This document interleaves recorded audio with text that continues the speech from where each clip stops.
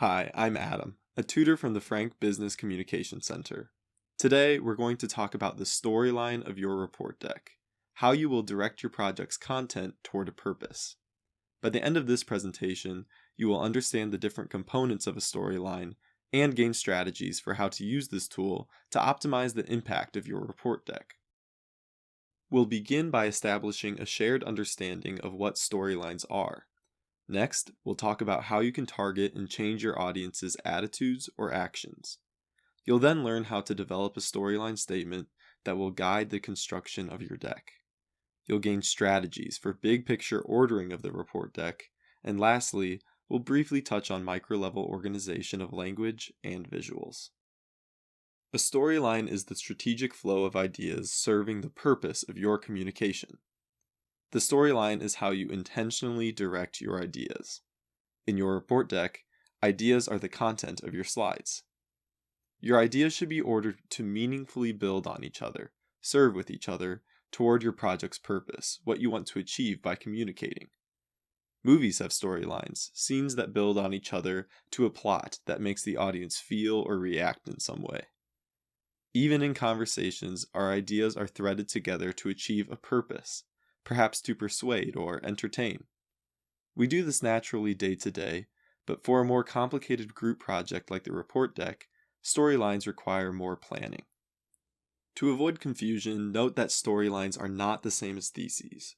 Your thesis is the specific, stated, central argument that your report works to prove or support, while the storyline is the broader, unspoken idea that hangs in the background and guides your report, how your argument will be perceived to what end it serves. The storyline is unwritten in your deck, so it is not explicitly graded. Rather, its success or failure will be measured by whether you convinced the audience of your argument. And even if you have the same prompt, your group's storyline will be different than those of your peers. Think about the general format of your report deck.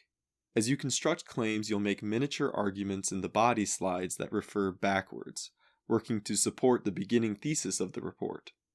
This structure is necessary for forming a strong argument. However, at the same time, your storyline will work in the other direction.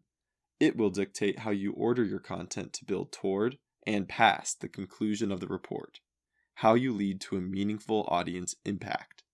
That direction is what we'll focus on in this presentation. Now that you know what a storyline is, begin building your own.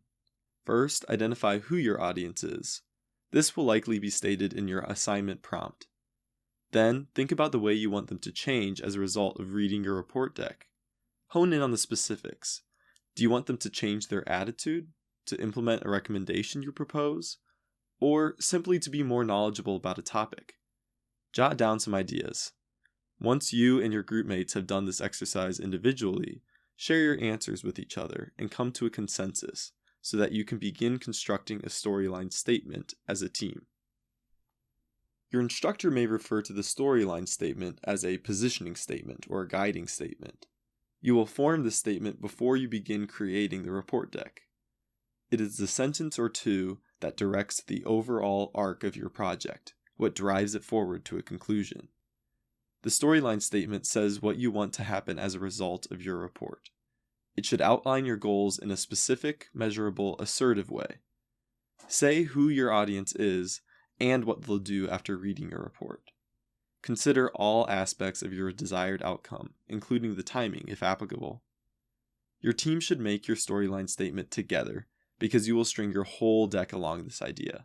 It will govern where and when information is put in your report deck.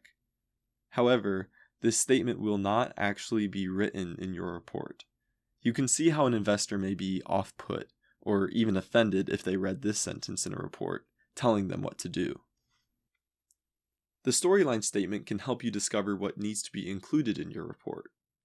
Develop an action plan by brainstorming the different tasks you'll need to complete to achieve the purpose outlined in your storyline statement. In our example, if we want to get funding from investors, we will need them to view our company favorably and understand why we need $10,000 in the next month. Once you have these tasks written down, you will have a framework for what research and arguments to include in your report. and you can begin gathering and organizing your content. In our example, after we created a storyline statement, we did some research and developed a thesis for our report. We gathered the different components needed to prove our thesis and to achieve the storyline tasks we listed for our framework. However, these components are in no meaningful order. Something similar will likely happen with your report deck. You'll gather a lot of information that needs to be meaningfully arranged. So, craft your deck to fit your storyline. How will it build to achieve your purpose? For your deck, consider, for example, should you put your more compelling arguments at the beginning to capture your reader's attention? Do you have background information that you need to introduce before a certain claim can be understood? While ordering your report deck will require deeper thinking and team conversation, in this simple example, a meaningful order is pretty obvious. After stating our thesis argument up front, we will first need to ensure investors understand our business, then the problem facing our business. Subsequently, our audience will want to see the specifics and proof of our problem before understanding the timeline of Project 1, 2, 3 and their role in supporting the project. You can imagine how, if financials were on the first slide, the report would be less persuasive because the audience would be viewing numbers without context. They wouldn't know how to interpret the information. All the research we gathered supported our thesis, but now it is also ordered to build toward a purpose. Similarly, you will want to consider the strategic flow of the content on your individual slides. In your language, consider how direct or indirect you should be to achieve your desired audience impact.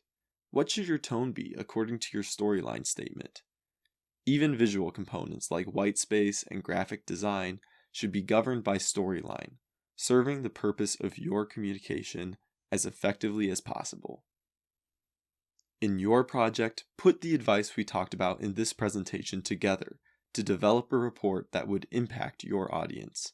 And in the future, you can use your practice in creating storylines to form more effective professional presentations. Remember, communicate for a purpose. The tutors at the Frank Center in the Papa John Business Building can help you and your team to refine and utilize a storyline for your report deck. Make an appointment with your team to take your project to the next level. Good luck, and thanks for watching.